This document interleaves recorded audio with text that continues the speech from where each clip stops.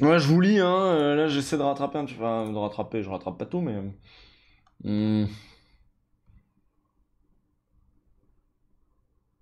Les armes des faibles sont de faibles armes. C'est pas moi, c'est Bourdieu, ça. Non, sérieux, même des textes courts. Y a pas un mode extra lent pour le chat? Ah, faut un mode extra lent, là. Qu'est-ce que vous avez avec Slooby? Ça veut dire quoi, Slooby? Qu'est-ce que vous avez avec Slooby? C'est un peu gênant de voir le chat défiler sur le texte. Oh, eh, oh, hein. Bah, t'étais où? J'avais besoin d'un rush de sucre. J'ai pas bouffé depuis. Ouais, c'est ça, il est 19h40, j'ai bouffé ce midi, quoi. J'ai bouffé vers midi 1h. J'avais besoin d'un petit rush de sucre, donc je me suis pris une barre de Kinder Maxi et j'ai fini mon pot de Nutella, voilà. Merci Jean Piton. Bravo pour ton travail sur OLG. Mais ça sert à rien, faut faire des docus conspi. Des docus conspi, c'est ça qu'il faut faire. Vous savez quoi? J'ai pas la foi pour le... J'ai pas la foi pour le Marlène Schiappa, là. Je crois qu'on va partir en bourdin malin. En général, les gens se plaignent pas quand je pars en bourdin malin. Donc on part en bourdin malin, on aura lu un article. Après, on aura pas mal discuté parce que ça fait 1h30 qu'on stream sur un article. Donc ça va aller, hein. Jules est vendu à Kinder. Bah ouais. De toute façon, Os l'a fait. Oui, bah Os l'a fait, Os l'a fait. Très bien. Vous me fatiguez à pas voir vos propres billets. De quoi tu parles, Nephraim? On peut parler d'économie, du coup, bah on va parler d'économie vu qu'on va écouter la ministre du Travail, figurez-vous. Donc moi je vais modifier le titre du live. Les Simpsons l'ont fait. Bourrin malin. Maintenant on peut parier nos points de chaîne sur la réponse. Non, ça existe ça, on peut parier des trucs. La droite et l'extrême droite ont une force qu'on n'a pas, ils sont capables de fédérer les gens derrière leur merde, ils sont capables de vendre un idéal individuel. Non, non, c'est pas une question d'idéal. Moi j'ai toujours dit, on pourra développer peut-être, mais j'ai toujours dit qu'il n'était pas compliqué, il n'était pas plus compliqué de dire aux gens que l'adversaire c'est les bourgeois que de dire aux gens l'adversaire c'est l'immigré. C'est pas plus compliqué. C'est juste qu'on sait pas le faire. Pourquoi? Bah parce que voilà, on essaie de jouer de jouer un télo, machin, pureté aussi, pureté.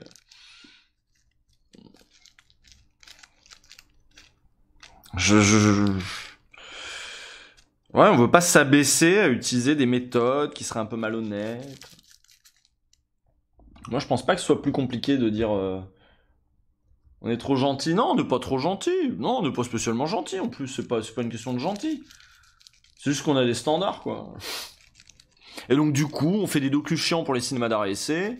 Ou alors, on fait comme moi des chroniques pour des sites de gauche qui sont déjà de gauche, quoi. Donc, du coup, on n'est pas dans la conquête, quoi. C'est sympa aussi, c'est sympa aussi. Non, ah non, on n'est pas trop subtil. On n'est pas trop subtil. Putain. Non, non, on est trop snob. On est trop snob, voilà, c'est ça.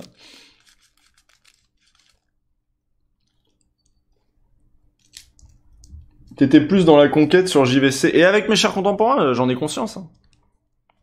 J'en ai conscience, mais c'était lourd à porter tout seul. J'aimais bien l'idée d'aller sur Mediapart, d'avoir un truc à moi, d'avoir une équipe derrière moi, avec moi. Et puis aussi, ça a pas joué pour rien, hein. Aussi d'être adoubé par un grand site, machin, alors que j'étais qu'un youtubeur qui venait du jeu vidéo. Donc peut-être que maintenant, peut-être j'en ai plus besoin maintenant, et peut-être que maintenant je devrais faire des trucs un peu différents, c'est possible. On verra, on verra. On verra.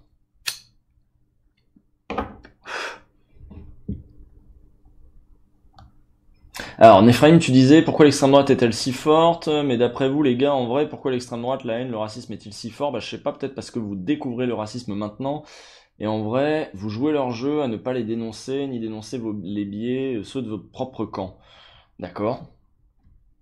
Bon, il me semble que pour parler y compris des biais de notre propre camp, je sais pas, quand j'ai fait un truc sur l'islamophobie sur Mediapart, j'ai parlé de l'islamophobie à gauche aussi, etc., quoi. Mm. Après, tu peux pas attendre d'un militant politique qui soit au taquet sur tous les sujets, machin, tout ça.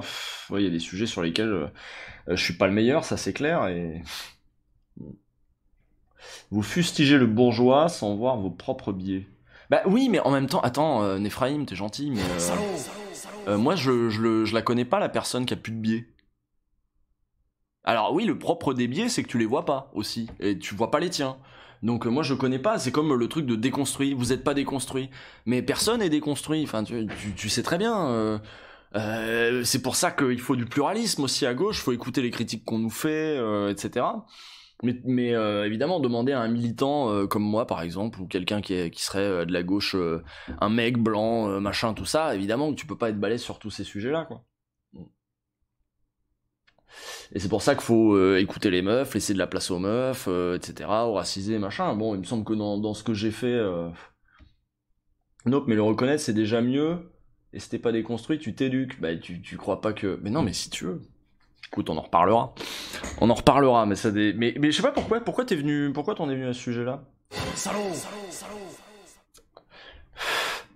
Merci d'Adjoy2Key. Et merci, j'ai raté qui? J'ai raté Bartolbosi. Merci Bartolbosi aussi. On pourrait arrêter d'utiliser le terme racisé, non, ou alors justifie, mais je pense pas que ce soit très ouf comme justification du coup ce que tu vas produire. Non mais voilà, Néphraïm, tu attends peut-être beaucoup peut-être de ce stream, pas en particulier. Sauf que l'identity politique, c'est un piège de bourgeois, ça me fait penser à la dissonance cognitive. Bon, alors toi, t'es à côté de la plaque. Il y a des gens qui n'ont pas aimé ta sortie sur la pureté militante. Je sais, j'en ai parlé en début de live. Je sais.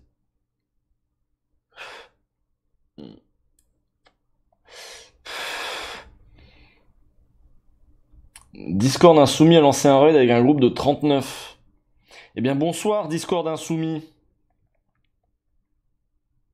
Moi je suis là pour faire tourner mon biais de confirmation, perso. Go Bourdin Malin, oui, il faut que je change le titre. J'ai le droit de lire le chat un petit peu et de répondre. Je change le titre. Non, le Bourdin Malin, il va commencer. Il est pas dit qu'on aille jusqu'au bout, parce que c'est quand même Elisabeth Borne, donc ça va être un peu chiant. Mais allons-y. Donc on modifie le titre, ça devient Bourdin Malin.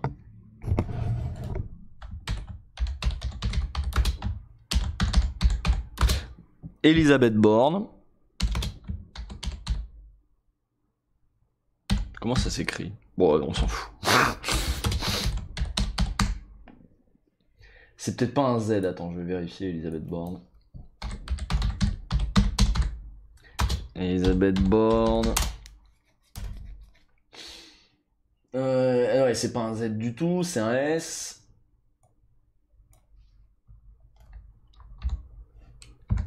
Elisabeth Borne. Mais de toute façon, oui, non, après moi je reste ouvert. Je reste ouvert aux critiques, surtout quand elles viennent de ma gauche, d'ailleurs, surtout que quand elles viennent de ma gauche, d'ailleurs. Mais bon, je porte aussi un passif, machin, tout ça. De toute façon, j'ai jamais prétendu être un gourou, genre écouté tout ce que j'ai dit, j'ai tout compris, hein. Moi je donne mon point de vue. Il est sans doute perfectible. Après, il évolue et j'écoute des militantes et j'écoute pas que des comme moi. D'ailleurs, ça se voit quand même dans pas mal de mes vidéos, il y a une place quand même... Enfin bon, bref. Bref. On en reparlera. Non, faut que je foute en full screen. Tac. Voilà. Et il faut que je mette mon casque, attends, j'ai encore plein de trucs à faire. Hop, le casque, il est où? Il est où le casque? Ah, j'ai cogné la tête. Au bureau.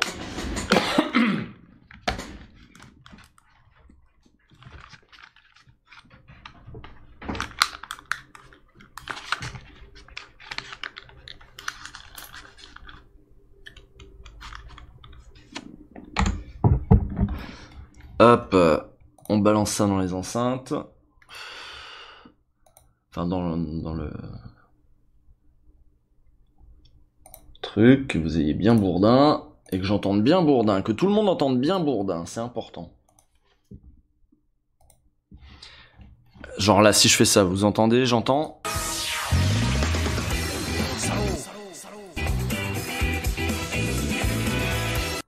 entend bien, on entend très bien. Tac, on bascule full screen. Et on est parti, donc le Bourdin malin, Elisabeth Borne, c'est bon, j'ai changé le titre. Il est changé le titre? Oui, il est changé, tout va bien.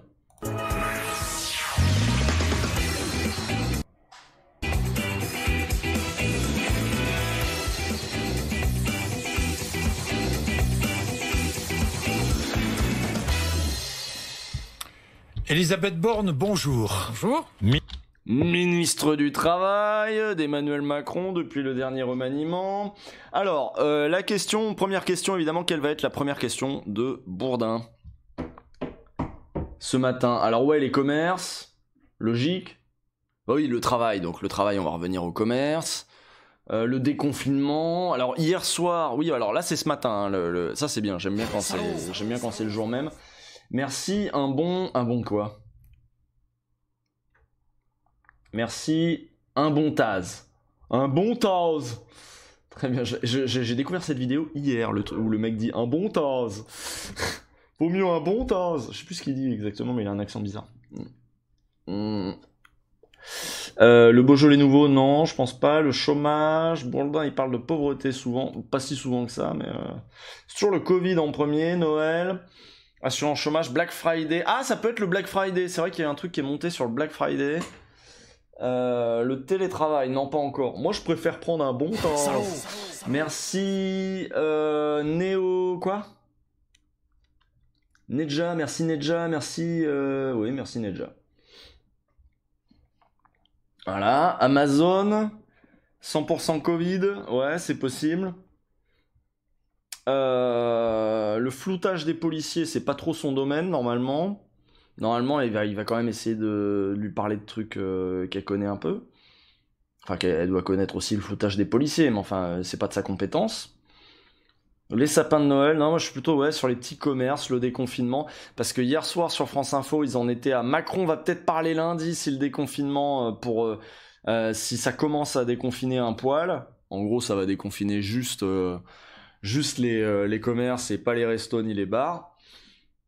Noël confiné, la santé psychologique, j'y crois moyen. Je pense que je vais pas faire de sondage, je pense qu'on va vraiment partir sur déconfinement, commerce, quoi. Je vois pas... Oui, c'est elle qui avait bossé chez FH, je crois que oui. Hein. Sur Hold Up, non.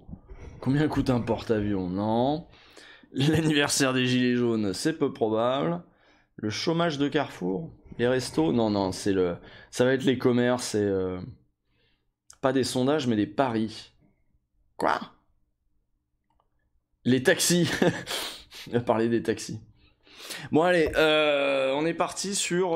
moi je pense qu'on fait pas de sondage et on... Bridgestone, ah oui, il peut y avoir Bridgestone aussi. Ça peut être... Mais je pense que ça va être les magasins, le déconfinement, voilà. On va voir tout de suite, réponse en images. Ministre du Travail, Emmanuel Macron va s'exprimer la semaine prochaine. Ah, je vous avais dit que ça va être là-dessus, sur un plan de déconfinement, hein, déconfinement, Elisabeth Borne. Alors, on déconfine pas, on déconfine un peu. Oui, je confirme, oui. Quand?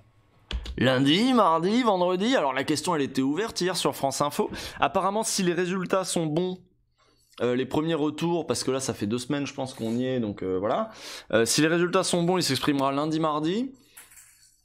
Et si les résultats sont pas bons, il s'exprimera plutôt en fin de semaine. Donc c'est pour ça le quand. Ah bah écoutez, c'est lui qui le dira. Ou lundi, ou mardi, ou vendredi. Oui. En milieu de Et je semaine pense ou en que- début de semaine? Hein? Je vais pas rentrer là-dedans. Je pense que c'est important et il avait donné un Oui. rendez-vous Oui. effectivement autour du Oui. 1er décembre.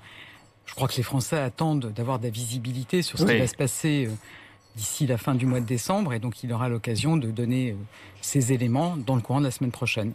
Dans le courant de la semaine prochaine, mais les résultats, Olivier Véran, Jérôme Salomon, ouais c'est ça, plutôt début de semaine ou fin de semaine? Non, ça il va pas le répéter. On part vers un déconfinement allégé. Dans le courant de la semaine prochaine. Ah si, il insiste quand même sur quel jour. Je pensais que c'était un peu grossier, mais non, il s'en fout Bourdin. C'est un peu grossier, mais on y va quand même. Dans le courant de la semaine prochaine. Je peux pas vous en dire plus, Emmanuel Macron y dira, c'est lui le chef, de toute façon, ça se trouve, il va décider la veille. En même temps, mercredi, vendredi. Oui. En fonction des décisions. Le lundi, sinon il y a le mardi qui est dispo. Moi, je fais rien mardi. Qui seront annoncés. Que chacun puisse se préparer, c'est très intéressant, Elisabeth Borne. Ça veut dire que s'il parle lundi ou mardi, ça laissera le temps aux commerçants de se préparer à rouvrir. On va rouvrir, Elisabeth Borne. On va partir sur le Black Friday, à mon avis, juste après. Alors, qu'est-ce qu'elle va dire? il est forceur de ouf. Eh ben, oui, alors tout dépend, la politique sanitaire d'abord, machin, tout ça, je sais pas. Effectivement, je pense. Oh, elle est nulle, hein, elle galère un petit peu. Ce qu'il faut qu'il s'exprime quand on a suffisamment d'éléments sur les... Voilà, quand on a suffisamment d'éléments. On veut les infos d'abord, est-ce que ça marche ou pas, le confinement? Gabriel Attal avait dit, il ne faudrait pas que les efforts qu'on a fait jusque-là soient ruinés par un déconfinement trop hâtif. Donc, elle peut sortir un truc dans ce genre-là. Il ne faudrait pas que machin. La situation sanitaire, je crois qu'il faut se souvenir qu'on a une épidémie. On a fait des efforts, c'est très bien, si ça porte les fruits, machin, mais il ne faudrait pas gâcher ça, quoi. Qui a été très brutale. On voit que depuis ces derniers jours, il y a des signaux positifs. En même temps, c'est sans doute encore fragile. Donc, il faut qu'on puisse s'assurer qu'on consolide ces bonnes nouvelles. Et alors, les bonnes nouvelles arrivent de jour en jour. Si ça continue, si les bonnes nouvelles continuent, les commerçants pourront rouvrir. À partir de quand? À partir du 1er décembre, Elisabeth Borne?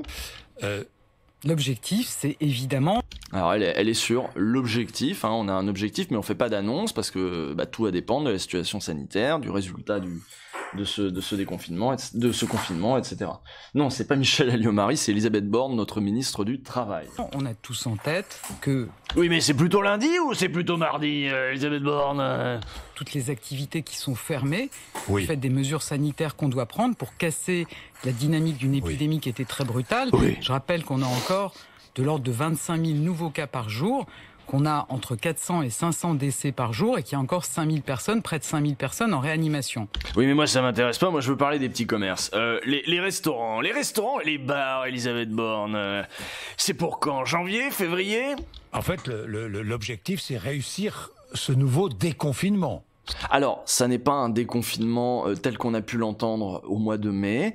On est sur, tu vois, je pense que elle va temporiser. C'est cela. Parce qu'il faut pas que les gens s'emballent en entendant déconfinement. Donc, faut les calmer direct en disant, c'est pas un déconfinement exactement, quoi. L'objectif, c'est de trouver effectivement la bonne méthode. Le bon équilibre. Pour permettre à chacun de reprendre son activité, alors qu'on sait que... Réussir ce nouveau déconfinement. Déconfinement, vous assumez le mot, Elisabeth Borne. On est sur un déconfinement pour les petits commerces, les librairies. Enfin, c'est vous qui employez le terme. Ah, elle l'assume pas, elle dit c'est votre terme. Vous voyez bien que déconfinement, c'est ambigu. Donc, il faut expliquer aux Français que le déconfinement, voilà, ça va pas être celui qu'on a connu en mai. Je sais que c'est un terme banni. Ah, il faut pas le dire. Donc c'est pour ça que je l'utilise, parce que je suis un petit malin. Maintenant, au plus haut niveau du pouvoir. C'est un terme banni. On ne veut plus parler de déconfinement, surtout pas. Tu vois bien pourquoi, Andouille. On n'est pas dans une étape où on va retirer toutes les attestations. Ah oui, il y aura toujours des attestations à partir du 1er au mois de décembre. Tout ça, à mon avis, moi ce que j'ai entendu, c'est que c'est plutôt pour février, la réouverture des bars et des restaurants. Je pense que c'est important. Donc on gardera des attestations. C'est important qu'on continue à éviter de sortir quand on n'en a pas besoin. Nous garderons des attestations. Des attestations, hein. Je suis en train de dire qu'on cherche la meilleure façon d'assouplir les règles, de permettre à tous ceux dont l'activité a été arrêtée de pouvoir reprendre l'activité. Mais donc ce n'est pas un déconfinement. En même temps, je pense que personne n'a envie de voir une nouvelle flambée de l'épidémie, donc il faut qu'on trouve une démarche prudente qui réponde bien aussi aux attentes des commerçants, dont je suis bien consciente. Ils attendent de pouvoir, pouvoir travailler. avoir de l'activité. Travailler, regarde ça. Travailler. Hein, il y en a qui voudraient bien bosser avec vos conneries de Covid là. Pendant ce temps-là, les petits commerçants, les taxis, moi j'étais dans mon taxi. Perspective des fêtes de fin d'année. Voilà, dans la perspective des fêtes de fin d'année. Donc si les conditions sanitaires sont requises, si les protocoles sanitaires sont établis, Effectivement. Effectivement, on y travaille. Vous savez qu'avec Bruno Le Maire, avec Olivier Véran, oui. on a des échanges réguliers avec les commerçants pour pouvoir avoir des règles qui soient vraiment très protectrices, donc des protocoles sans doute plus stricts. On a une réunion demain. Les commerces sont ouverts pour les gens qui ne pourront pas sortir. T'es pas obligé de faire en majuscule, Ploppy, sur le chat. Mais c'est vrai, il va falloir une attestation. Je fais mes courses de Noël. Donc c'est pas des trucs essentiels, c'est juste je fais mes courses de Noël. Avec Bruno Le Maire, Olivier Véran et les professionnels concernés pour justement préparer ces protocoles très stricts qui permettront d'ouvrir dans des bonnes conditions. Nous les aurons quand, ces protocoles ? Les protocoles, on veut aboutir avec les commerçants en fin de semaine, donc demain. Ensuite, il faudra consulter le Haut Conseil de la Santé publique pour qu'on ait les règles claires au début de la semaine prochaine. Au début de la semaine prochaine, nous saurons donc. Nous serons fixés sur les achats de Noël et pour les restaurants et les restaurateurs, les bars, cafés, restaurants, Elisabeth Borne. Nous saurons, il y a deux solutions. Soit les commerçants pourront ouvrir dès le 27. Pourquoi le 27 ? Parce que le week-end du 27-28 novembre, c'est un week-end essentiel dans la perspective de Noël. Soit le début de la semaine qui suit. Alors, le week-end, c'est le 28-29. Tout le monde parle du 27, mais le week-end, 27, c'est le vendredi. 29. Mais bon. Et effectivement, c'est parce qu'il y a le Black Friday, c'est ça le 27. Je pense qu'on a en tête que les commerçants souhaitent rouvrir le plus tôt possible, que les week-ends sont importants, qu'il faut qu'on leur permette d'avoir du chiffre d'affaires à une période qui est très importante pour eux. On prendra les décisions en fonction de l'évolution de la situation sanitaire. Si l'évolution est bonne, les commerçants pourront rouvrir le 28-29. Eh ben, on n'a pas appris grand-chose, et ça fait 5 minutes qu'on y est. On sait toujours rien de plus. On a bien compris qu'ils veulent rouvrir le plus tôt possible. J'ai bien compris. On a tous compris la situation de l'épidémie. Oui, on est d'accord. Oui, et ne pas prendre on a fait le tour.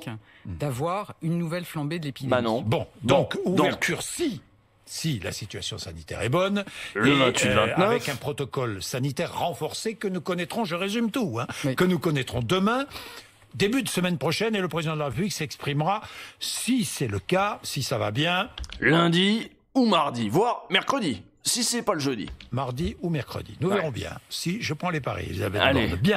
Allez. Dites-moi, parmi le protocole, dans le protocole sanitaire, il y a évidemment l'allongement des horaires possible. Travail le dimanche ?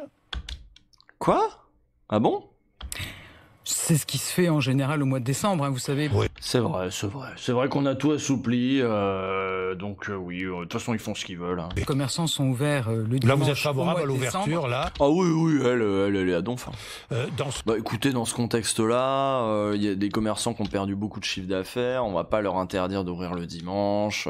Voilà. Le cadre-là des magasins le dimanche ? Je pense qu'il faut qu'on réponde aussi il y a une demande, il y a des besoins de la part des commerçants, il y a des besoins aussi de la part des consommateurs qui doivent préparer les fêtes. Besoin d'avoir de l'activité sans qu'il y ait trop de monde dans les commerces, et ça se fait tous les ans au mois de décembre, donc on devrait aller aussi dans ce sens. Oui, aller dans ce sens, donc avec définition d'une jauge, mise en place d'un sens giratoire. Merci Robert U 2022, une jauge, un sens giratoire, des masques, du gel hydroalcoolique, des distances de sécurité, les gestes barrières, le Black Friday, Elisabeth Borne.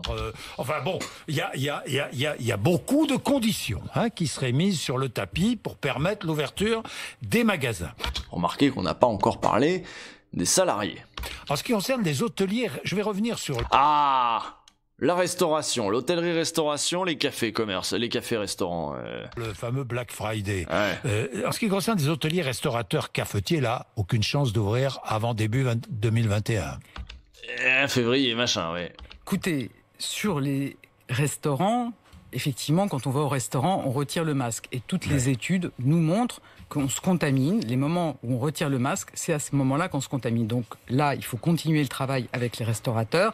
Évidemment. Continuer quel travail ? Faut juste laisser fermer le truc, en fait. Il n'y a pas de... Mais qu'est-ce que tu fous, toi ? Il faudra qu'ils puissent reprendre une activité.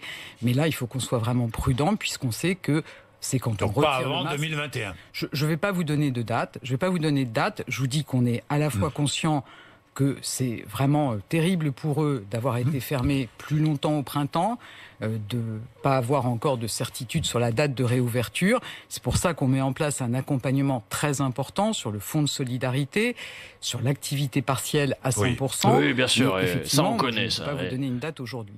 Bien, Elisabeth Borne. Alors sur quoi on enchaîne?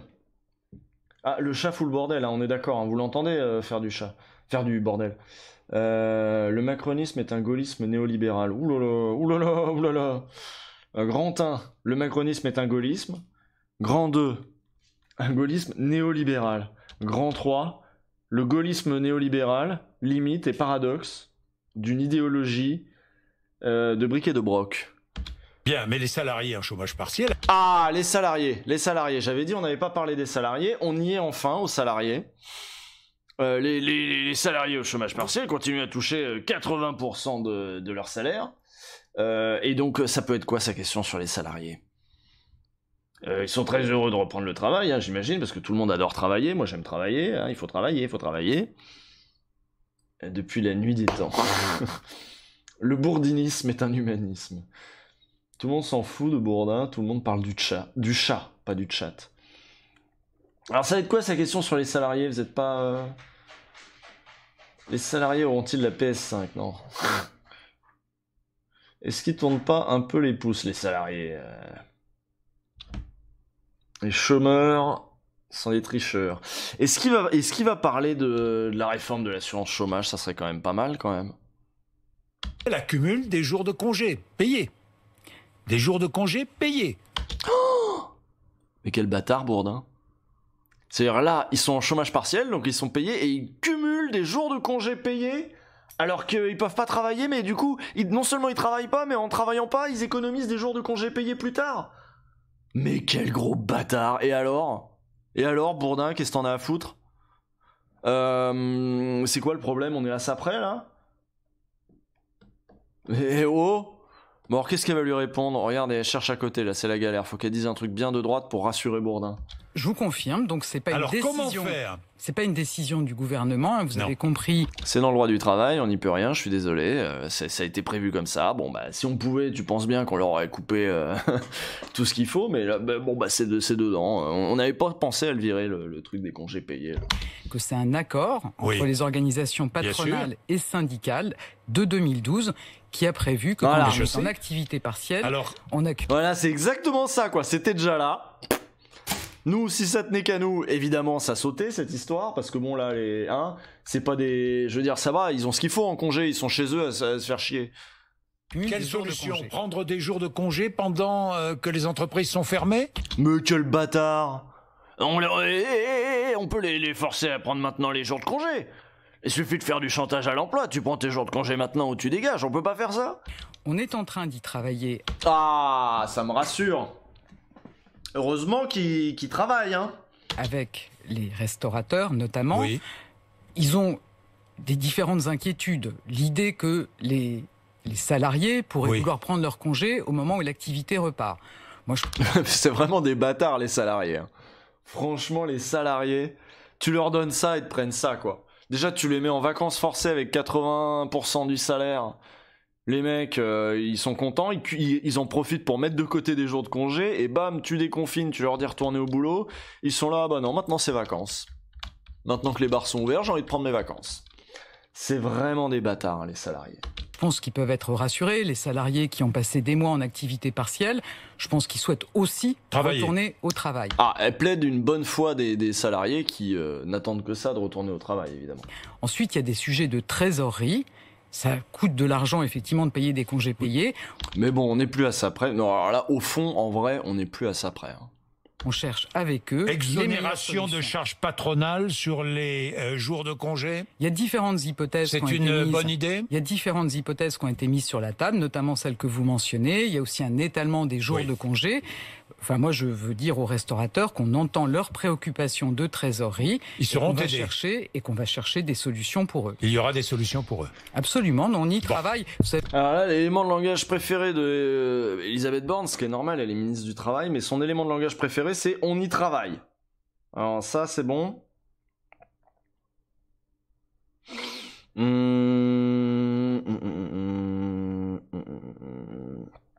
Ok, alors attends, parce que j'ai Cotentin qui me dit des trucs sur l'épisode. Ok, on va faire full voix off. Je sens que ça va finir en épisode full voix off. Panique Covid un petit peu. Désolé.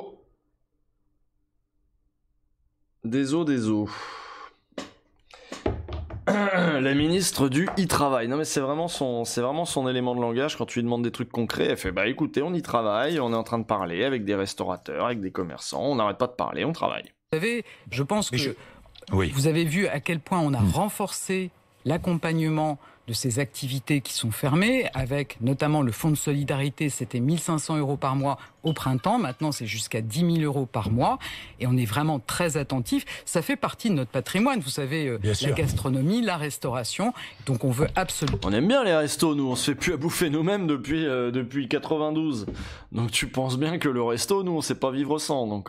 leur permettre de surmonter la crise. Alors, Elisabeth Borne, ce fameux Black Friday dont tout le monde... Voilà, bah pour l'instant, toutes les questions que j'avais dit, elles tombent, hein. Les restaurateurs... Alors, quand j'avais dit les employés, il a pas parlé des employés, je pensais pas que ça allait être pour les attaquer. Là, Bourdin, tu me déçois. Genre, j'attends grand chose de Bourdin. Mais non, c'est pire que ce que je pensais. Et on arrive au Black Friday. On parle décaler cette opération. Vous savez, Bruno Le Maire, hier, a demandé gentiment aux commerçants de décaler cette opération. Mais c'est un...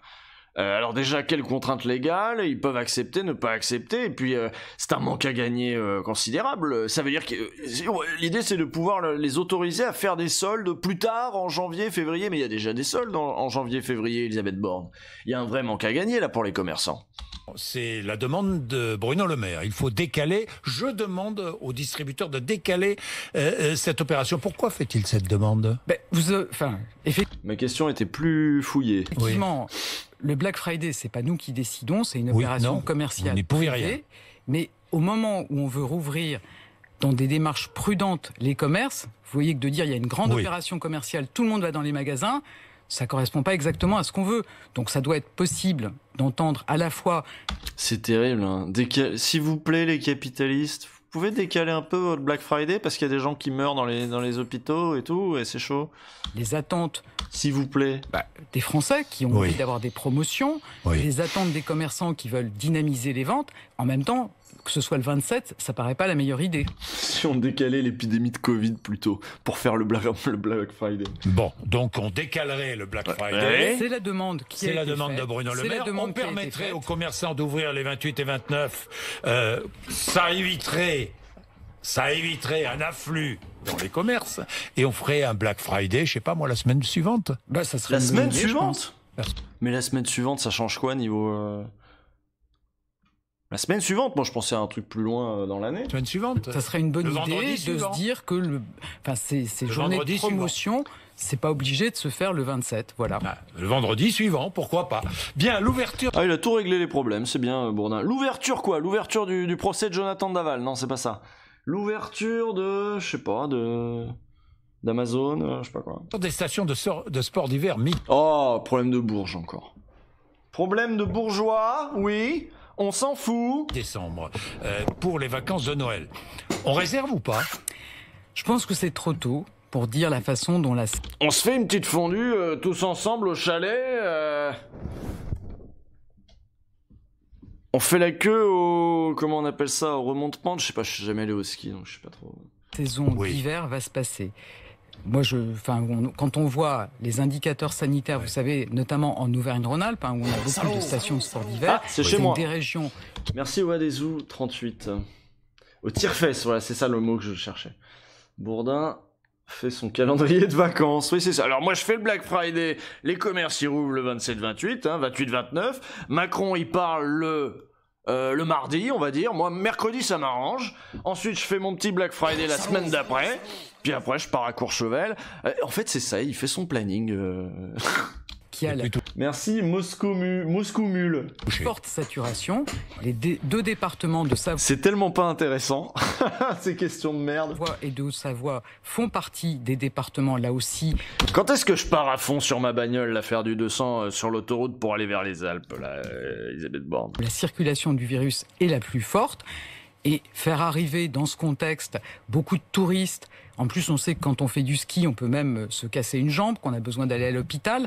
Ah, ça c'est un argument pandémie, ça, oui, en effet. Enfin, encombrer les services des hôpitaux, les machins, alors qu'il y a autre chose à foutre. C'est vrai que ça c'est un bon argument pour dire nope, désolé. Ouais, comme si une semaine allait changer quelque chose, je suis d'accord. Ouais, Skyd. Donc, au moment où les capacités hospitalières sont saturées, c'est vrai que ça semble difficile. Moi, il y a un les sujet. stations ouvriront. Évidemment, il y aura une saison hivernale. Ensuite, Oui. on n'est pas.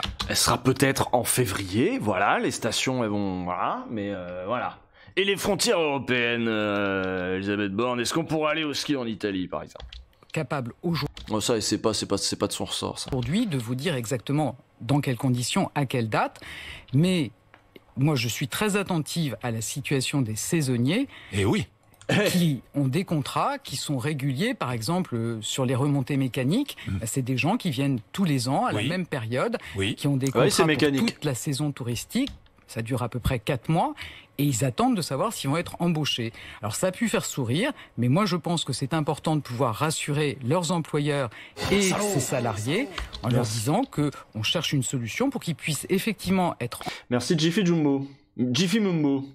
On cherche une solution, on travaille à une solution, à des protocoles. Travaille aux solutions et aux protocoles. Embauchés à la date prévue, en rassurant les employeurs sur le fait qu'il y aura de l'activité partielle s'il n'y a pas au départ l'activité voulue. Bien Elisabeth Borne. Alors, quel est le prochain sujet qui peut intéresser Bourdin sur laquelle elle va pas pouvoir répondre grand chose. Bien. Les circuits de karting.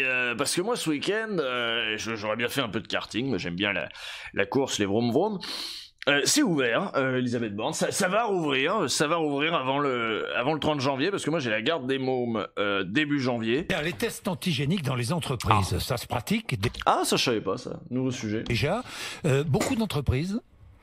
Il n'y a pas... Alors, moi je ne savais pas, c'est qu'il y avait des tests antigéniques dans les entreprises. On a donné effectivement dans le protocole, la dernière version du protocole sanitaire en entreprise, la possibilité de faire des tests antigéniques. Il faut bien comprendre qu'avant l'arrivée de ces tests... Il fallait forcément passer par un laboratoire de biologie. Donc si tout le monde se précipitait à faire des tests, ça pouvait saturer les laboratoires. Là, les tests antigéniques, vous n'avez plus besoin de ces laboratoires. Vous avez le résultat du test directement, sans passer par un laboratoire. Donc on va permettre effectivement aux entreprises de faire ces tests. Je pense que c'est aussi une bonne idée pour rassurer les salariés. Et qui va décider? Le salarié pourra demander à son patron d'être testé? La règle, elle est très claire. C'est fait par des professionnels de santé sur la base du volontariat. Et évidemment, on respecte le secret médical. Donc c'est des règles qu'on a posées pour les entreprises. Je pense on peut leur faire confiance. Elles ont fait le serment d'Hippocrate aussi. Non, je sais pas, il va y avoir des médecins, parce que ça peut se faire en pharmacie, donc il n'y a pas nécessairement besoin d'un médecin, j'imagine. Et je pense que c'est une bonne chose. Vous savez, si vous avez quelqu'un qui a des symptômes, si on peut faire le test, constater par exemple qu'il n'est pas malade, ça va rassurer tout le monde. Le télétravail maintenant. Quelles obligations pour les entreprises? Où en sont les négociations alors d'abord il n'y avait pas d'obligation. Attention toi, parce que le chat des fois il marche sur mon PC et il y a le bouton on-off du PC qui est dessus et ça fait déjà 3 fois qu'elle m'éteint le PC, cette conne. Tu te rends compte pourquoi tu fais ça? Pourquoi tu me chabotes? C'est du chabotage. C'est un jeu de mots de Cotentin, ça, le chabotage. Donc tu vas pas sur le PC, voilà, tu dégages. Si tu veux pas être là, tu es nulle part. Quel accord? Quel accord? Vous allez se mettre d'accord, là? Vous travaillez un accord avec les partenaires sociaux, le MEDEF, la CGT? Est-ce qu'il y aura un accord? On peut désactiver le bouton? Mets un livre sur le bouton. Ah bon? Mets un bouton de sécurité par-dessus le bouton? La mienne aussi fait ça, on est d'accord. C'est un chat chinois. Non, c'est un chat siamois. Mais comment on désactive le bouton? C'est ça la réalité des petits animaux! C'est ça la réalité! Moi je sais. Ou alors je désactive le chat, Chabotage du PC. Déjà que c'est galère d'être communiste. Complot de chat. Oui, désactive le bouton dans ma classe, mais appuie dessus pour le désactiver. Quoi? Désactiver, tu ouvres le boîtier, tu retires le câble. Oh, j'ai pas envie d'ouvrir des boîtiers et de retirer le câble. Paramètres, alimentation. Ah! Mais après, comment je fais pour l'éteindre moi-même? Non, pour l'allumer moi-même. Après, je pourrais quand même l'allumer moi-même. Genre, le bouton ne permet plus d'éteindre, mais il permet quand même d'allumer. Paramètres, Windows, alimentation. Bah, j'irai regarder. Et je pourrais l'allumer quand même. Parce que si je peux plus jamais l'allumer, on va être dans la merde pour les lives, quand même. Retour de télétravail entre le patronat et les syndicats. Il y a des protocoles, on s'est mis d'accord. Alors, qu'est-ce qui s'est passé exactement Oui, c'est un bouton sur la tour dont je parle. Et qu'est-ce qui s'est passé exactement au début? Il n'y avait pas d'accord. Et puis ensuite, Bruno Le Maire a dû finir par dire que c'était obligatoire quand c'était possible. Mais les patrons, ils disent c'est quand moi j'ai décidé que c'est obligatoire. Une nouvelle réunion qui est prévue lundi. Oui. Ah bah on travaille, hein, on fait des réunions. Oh là là, mais elle doit être sa journée, elle est pleine de réunions et de travail. Prochain. Hein. Oui. Moi, j'espère que cette réunion pourra être conclusive. Conclusive, donc la dernière des réunions. Parce qu'on y est quand même depuis un petit bout de temps, Elisabeth Borne. Hein, on recourt beaucoup au télétravail, c'est le cas au printemps, c'est le cas et c'est ce qu'on encourage et on a même demandé aux entreprises de télétravailler pour toutes les tâches qui peuvent l'être. Oui, donc je Bruno pense que Le Maire c'est important qu'on ait dit cet accord national qui donne des règles, des repères aux entreprises. Évidemment, des repères, parce que quel poste est télétravaillable? On ne sait pas. On ne sait pas. Qui décide? Qui fait quoi? Qui décide? Qui décide? C'est Bruno Le Maire? C'est le patron? C'est le... Qui doit décider? Qui? Les salariés, les partenaires sociaux, la négociation collective? Ou alors est-ce qu'on trouve un accord national? Est-ce que vous y travaillez? Oui, je fais des réunions. L'employeur seul ou l'employeur et les syndicats de l'entreprise? C'est des discussions qui se mènent dans les entreprises, c'est pas le protocole. Donc en gros, si c'est des discussions qui se mènent dans les entreprises, c'est le patron. Le protocole national qui va vous dire dans chaque entreprise quels sont les postes qui peuvent être télétravaillés. Mais Ah bon? Ce serait quand même un bon cadre? Je pense que d'avoir des repères, il y a des entreprises qui maintenant ont une pratique qui est bien établie, qui ont pris aussi des précautions. C'est le mode de management qui doit changer quand on est en télétravail. Il faut penser aussi à la cohésion des équipes et donc d'avoir ces repères sur les bonnes pratiques, ça me semble important. Donc moi j'espère que les partenaires sociaux pourront conclure lundi ou en tout cas au plus vite. Le chômage partiel, la grande distribution met une partie de son personnel au chômage partiel. Est-ce acceptable? Peut-être qu'il faut rappeler ce que... Peut-être qu'ils abusent aussi les employés à mettre des congés payés de côté et tout, la machin, parce que le chômage partiel, pareil, ils vont si on les met en chômage partiel, ils vont collectionner les congés payés, rien foutre, payer 80% du C'est que le chômage partiel. C'est pas très bien ça de laisser les gens pas travailler aussi, alors qu'ils pourraient y être obligés. Vous savez que c'est un dispositif qui est vraiment important dans la période actuelle. Ça permet quand votre entreprise s'arrête, que du coup votre employeur ne peut plus forcément vous payer, c'est l'État qui prend en charge la rémunération. Et ça permet donc d'éviter des... Oui, on parle de, maintenant comment on dit, de fraude au chômage partiel, il y a un nom... Les Corona profiteurs ou je sais pas quoi là. Licenciement, donc c'est quelque chose de très important. Oui, mais est-ce qu'il y a des patrons qui profitent? C'est vrai, c'est pas vrai? J'ai lu des articles là-dessus, Elisabeth Borne. Des gens qui mettraient au chômage partiel alors qu'il n'y a pas besoin. Évidemment, moi je suis attentive à ce que ce soit utilisé, enfin ce qu'on donne de l'argent uniquement si c'est justifié. En l'occurrence, il y a eu quelques escroqueries d'ailleurs lors du premier confinement. On fait beaucoup de contrôles. Je crois qu'on en est à quelques escroqueries. Près de 400 000 contrôles. 400 000 contrôles. On est très attentif. 400 000 contrôles. Combien de... Vous avez combien d'escroqueries? Combien de tricheurs? Très peu, Monsieur Bourdin. Vous savez, de toute façon, on cherche pas vraiment. Il y a eu un peu plus de 10 000 suspicions de fraude et d'escroquerie. Donc là, on a bloqué en amont et on a eu quelques centaines de procédures pénales. Je crois qu'on en est à 600 procédures pénales. Mais c'est pas les entreprises en général. Vous savez, c'est des escrocs qui à chaque fois... Bien sûr, c'est jamais de la faute des entreprises. C'est un maillon de la chaîne qui a fait n'importe quoi. C'est un escroc dans l'entreprise, mais l'entreprise ne peut pas être elle-même hors la loi, bien sûr. Non, on aime les entreprises. Là, un dispositif se jette dessus. Bien sûr. Donc on est très... On les connaît, ces mecs-là. Dès qu'il y a un dispositif, ils se jettent dessus. Mais alors, attendez, c'est pas les entreprises qui font ça. C'est des escrocs. Elle est pas mal, celle-là, je trouve, Elle est pas mal, j'avais pas vu venir. À ce que l'argent soit bien utilisé. Dans la grande distribution, vous avez vu que par souci d'équité vis-à-vis des petits commerçants, on a fermé les commerces non alimentaires. C'est toujours les mêmes, c'est ça. C'est toujours les mêmes, M. Bourdin. Donc du coup, il y a des salariés qui peuvent pas travailler. C'est logique qu'ils puissent bénéficier de Oui, l'activité sauf partielle. qu'au siège social, parfois, notamment chez Carrefour, on voulait aussi mettre une partie des salariés au chômage partiel. Alors- C'est pas un cas isolé, ça, Carrefour, c'est un grand groupe quand même, Elisabeth Borne, hein? Alors là, je vais être très clair. Ah, soit très... Alors... Très clair comment? Il Oui. n'y aura pas d'activité partielle pour les salariés des sièges sociaux de la grande distribution. Ah, parce que les sièges sociaux, ils travaillent. Bon, alors là, elle est ferme, hein, sur les sièges sociaux, juste. Bien, l'assurance chômage, les droits seront prolongés pendant la durée du confinement, ça on le Absolument. sait. Les indépendants, les contrats courts, les périodes d'inactivité, qu'est-ce que vous allez faire pour toutes celles et ceux qui sont comme ça, qui font... Putain, j'ai lu avocat général en bas, genre attendez, hop, ça m'a donné faim. Qu'est-ce que tu fais? Tu manges mon écharpe, toi? Elle aussi à la fin. succéder des contrats courts et puis des périodes d'inactivité. Mais vous avez raison, on voit qu'on Oui. a des personnes qui enchaînaient des contrats Bien courts, sûr. qui pouvaient travailler beaucoup. Moi, j'ai entendu, par exemple, vous voyez, une dame qui était maître d'hôtel dans l'événementiel, qui disait, moi, je gagnais 1800 € par mois et je peux plus du tout trouver de contrat depuis des mois. On est en train de regarder quelle réponse on peut leur apporter On y travaille, hein, on y travaille. à tous ces salariés de la restauration, mais il y a aussi beaucoup d'autres secteurs qui enchaînaient des contrats courts, qui rechargeaient leurs droits à assurance chômage et qui n'ont pas pu le faire. Moi, je suis très attentive aussi à la situation de ces personnes et on leur proposera prochainement. Elle me distrait, ma petite bestiole. Hein? Pourquoi tu me dis... c'est son quart d'heure de folie, vous savez, les chats, ils ont des quarts d'heure de folie comme ça, notamment quand il fait nuit, à faire n'importe quoi, là, elle est en plein dedans.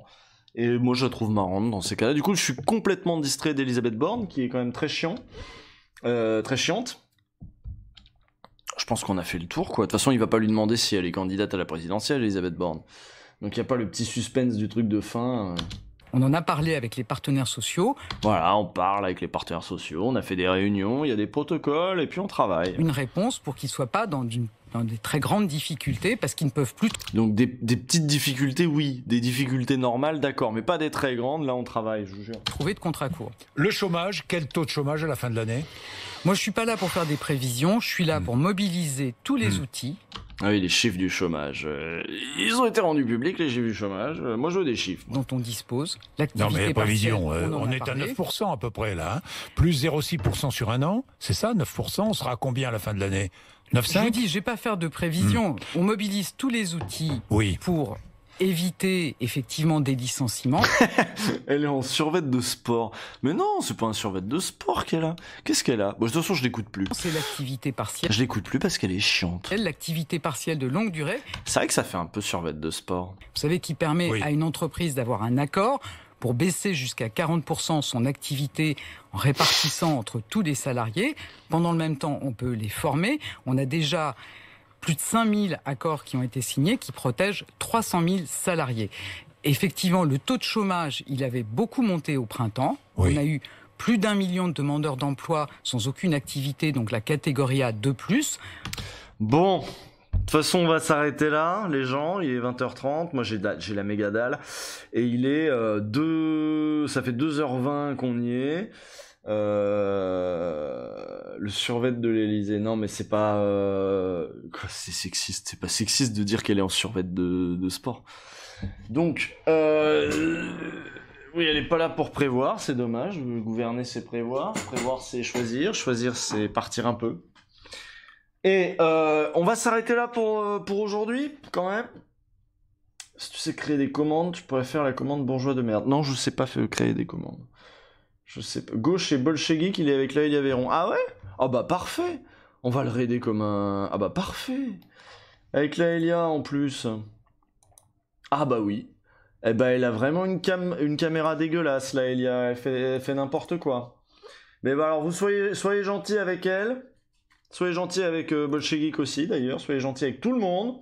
Moi, je vous envoie là-bas. Je suis sûr que ça va être intéressant. Je sais même pas de quoi il parle. Entretien avec Laëlia Véron sur le langage et le pouvoir. Ouais, langage et pouvoir. Donc, c'est les thèmes habituels de Laëlia.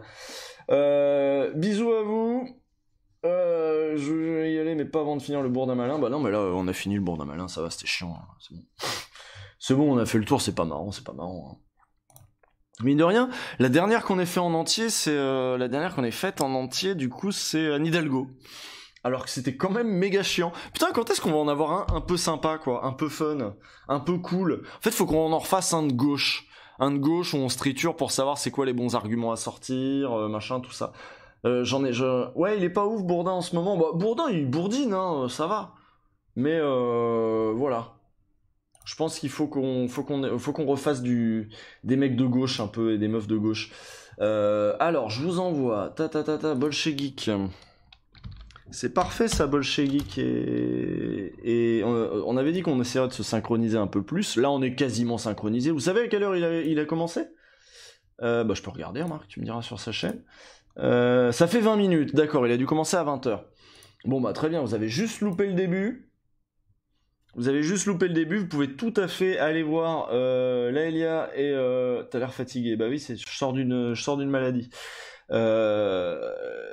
Vous pouvez tout à fait aller voir Laelia et Bolchegeek, et moi je suis fatigué et j'ai faim.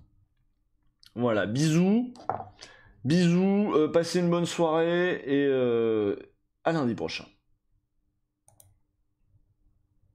Voilà, c'est lancé.